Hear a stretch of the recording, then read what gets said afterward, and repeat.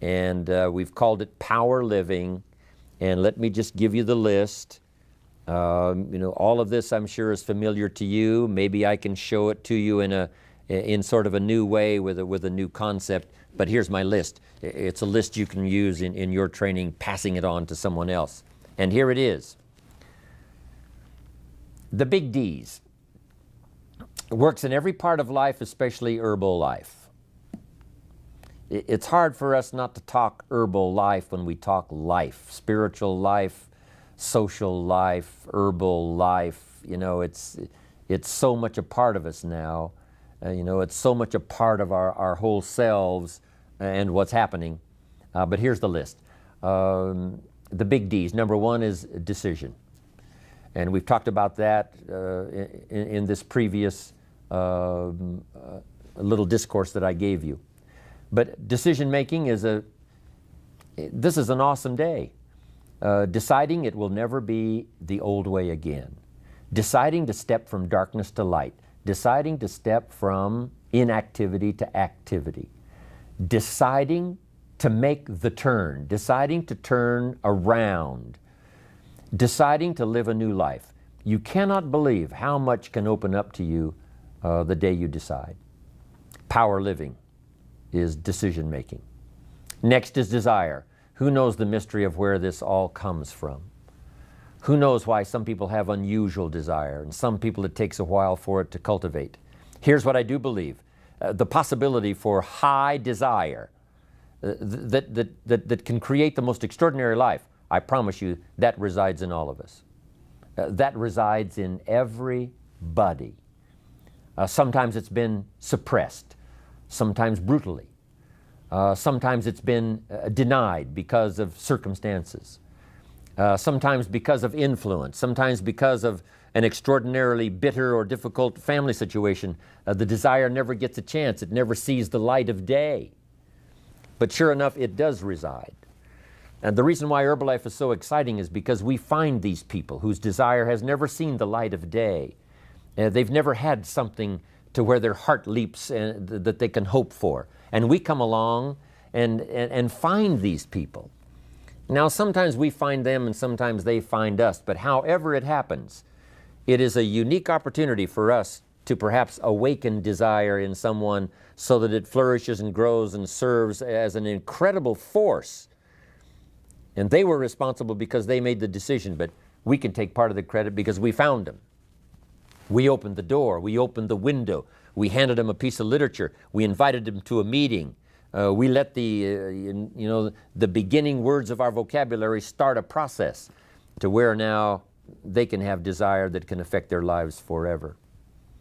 So the first D was decision, second was desire. Here's the third one that makes everything possible and turns imagination into reality, and it's called discipline. For some people, they see discipline as sort of an ugly word. Don't talk to me about discipline. But what you must understand is discipline is a most incredible creative force. Discipline builds a career. Discipline develops good health. Discipline forms the most incredible marriage. Discipline puts together a friendship that won't quit forever. Discipline develops skills that can be magnified, and touch the world. Discipline opens up music. You can't have incredible music without discipline. In fact, we call them the disciplines. We call architecture and music, and we call playing an instrument.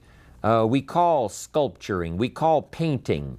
We call writing, composing. We call those the disciplines. And the disciplines gives us the indication that yes, it doesn't come except by discipline. But it also means that the discipline is the open door to the creative process to turn nothing into something and to turn imagination into reality. So here's what you must learn to do. Appreciate the disciplines and welcome the disciplines. Here's a good question to ask. What other discipline could I begin that would open up a whole new expression in my life of turning imagination into reality? I had to learn the discipline of using my language to make a presentation. It took a while. I stumbled. I made mistakes. I couldn't get my thoughts organized. It would enter my mind and then it would go away. And I remember all of those strugglings to learn. My mother taught me a little piano. Here's the left hand. I got that pretty good. She says, now here's the right hand. No problem on those scales. Then she said, today we're going to do them both together. I thought, how can you do that? One hand was easy, another one was easy, but together, I'm looking at this hand, I'm looking at this hand, but finally I got them to work together. And I learned that extra discipline, and it worked for me. Now, she said, today we're going to read the music and play both hands. I thought, well, you couldn't do all that. So, but sure enough, I'm looking at the music, I'm looking at this hand, finally I got them all working together. Then she said, today we're going to watch the audience read the music and play both hands. I thought, well, now that is impossible. That's too many things to do at the same time. But guess what I found out? It didn't take long to where I could watch the audience read the music and play both hands. And a discipline then that became a joy. I play a little piano, mostly for my own amazement, not for the public. But anyway, it's exciting. Learning new disciplines that create joy, that create a painting, that create an orchestra, that create an herbal life. Mark had to put together his disciplines. And the disciplines that he had to bring together several elements, the products and the marketing and the people and the support system, and the rallies and the extravaganzas. All this stuff had to come together, incorporating other people's disciplines as well as his own, but in a disciplined way that creates an enterprise. Without discipline, there is no enterprise. Without discipline, there is no magnificent structure. Without discipline, there is no music. Without discipline, there is no health. Without discipline, there is no advantage. There is no future. So discipline is all when it comes to imagination, having something real, believing in it, and turning it into reality. Now let me give you the rest of these. Decision was first, desire was second, discipline was third. Here's number 4, development. The key to development is to be all that you can possibly be. I don't know what your talents are, I don't know what your skills are, but here's what I probably am right on, that you're behind on an accelerated effort toward your full development. I would suggest that. Now, for some of you, I know that's probably really not true. But even as I look at my own life, because, I'm tempted to procrastinate just like everybody else. I should have written 30 books by now. I've only written 4 or 5. I should have done a lot of things, but I haven't. I got distracted, and all of us, have these challenges. But what could I become? What could I become? I had one of my dearest friends. I've lost him. He died at age 53. One day, and he drank a little too much. David drank a little too much, but he did all kinds of things. He was a builder, and he was a dreamer, and he did a lot of things. But his drinking sort of kept him in a fog for like years and years. About 6 years ago, he was sitting at the yacht club, and he was in a fog, and suddenly it occurred to him, I wonder what I could have accomplished all these years if I hadn't have been in this sort of foggy state. And he said that did it. And the last 6 years before he died, he was free. And he accomplished some incredible things that last 6 years. Being all that you can be and not let habits drag you down. Not let things, sidetrack you from the full development of what you have the capable of being. What all could your heart encompass if you really had the chance and you really had the disciplines and really got to it? What could you really become? What could you earn? How healthy could you really be? How many books could you write? How many poems could you write? My granddaughter, Natalie, is 11, and she writes these most incredible poems. Someday I'm going to publish them. And of course, her brother Nathaniel is a classic gifted artist, and I think I'll publish some of her poems and his illustrations and his artistry. They're 11 and 12. They have become so much in so few years. And now my mind is wondering, I wonder how far they can go. I wonder how much they can accomplish. So here's what I would ask of you. If you feel that you're a little bit stalled, wherever you are, in your progress, I'm asking you to correct that. I'm asking you to see if you can't possibly be on a more accelerated track toward your possibilities and your full development. Here's what life is all about: to become all that we can possibly be. The full development of all of your potential, that's number one. Number two is the wise use of all of your resources. That's what life is all about, full development. Here's the next word: direction. Key phrase: we go the direction we face. So make sure that your vision, make sure that that's clear, because that's where you're headed. You know, what's most dominant in your vision, that's where you're going, you know, whether you realize it or not. So sometimes we need to clear that up so that the direction becomes more clear, becomes more powerful in really taking us where we want to go. Good phrase we've all heard: 5 years from now you will arrive. The question is where? And you say, well, I haven't really cleared that up. I'm asking you to clear that up, because if you don't, you may arrive at a much less of a place. Not that it wouldn't be okay, but much less of a place than you could have arrived if you didn't settle on the right direction before. Here's the next word, and I must hurry with the rest of these. Next is definition. A phrase I've used so long: the drama is in the details. Give things definition, give things clarity. That's what's important. Here's the next word: dilemma. We're faced with a lot of dilemmas. Part of the dilemma is learning to sort it all out: what's valuable, what isn't valuable. The why of life. And some whys, you know, cannot be answered. Some mysteries must remain mysteries. They're simply the part of life, but they are mysteries.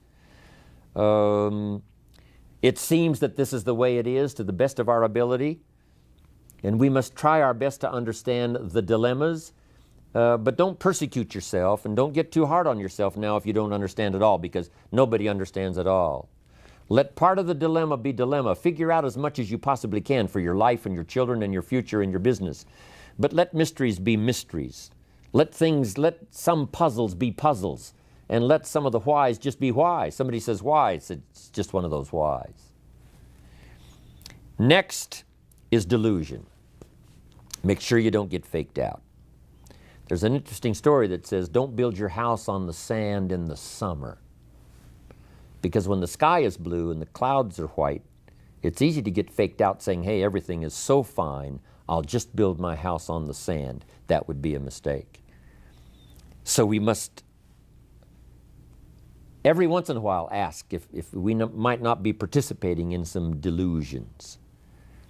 I wrote this one time: affirmation without discipline is the beginning of delusion. We must affirm our disciplines. We must affirm the truth and not be deluded. The great prayer says, lead us around temptation so we won't be deluded by the allure.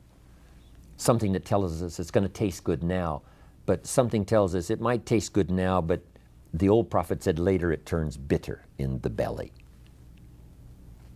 Next is destination.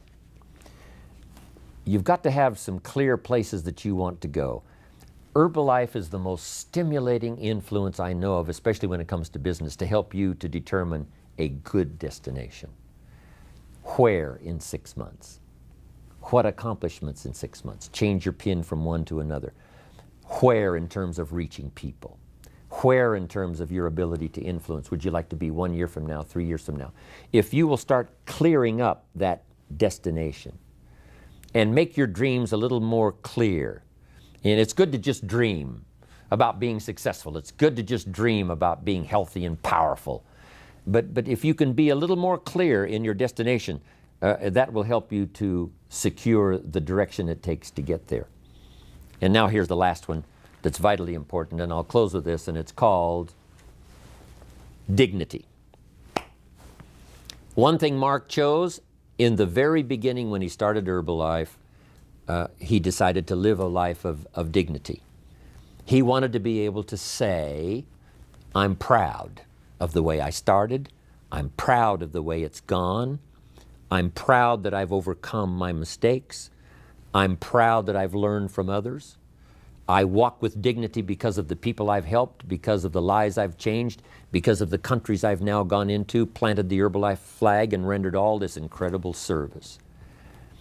I'm proud that I didn't let mistakes overwhelm me. I'm proud I walk with dignity because I can truly say I have sincerely done every meeting. I've sincerely wished the best for everybody. I have sincerely wanted to have a refined marketing system that rewarded everybody for the effort they put in. I sincerely want to change people's health for the better and give them a longer life and a better life. I sincerely wish to do that. And I wish to do it within the guidelines. I wish to do it within a framework that creates dignity and self-respect and company respect. And as I appreciate Mark Hughes more after these 20 years, and I knew him 2 or 3 before then, he walks with dignity. And we all are walking with dignity in this unique enterprise called Herbalife. But in your personal life, make it an absolute that whatever you do, when the final sentences are coined about you and your life, they will say, not only did you do it well, not only did you do it with skill, not only did you do it maybe around the world, but you did it with honor and you did it with dignity.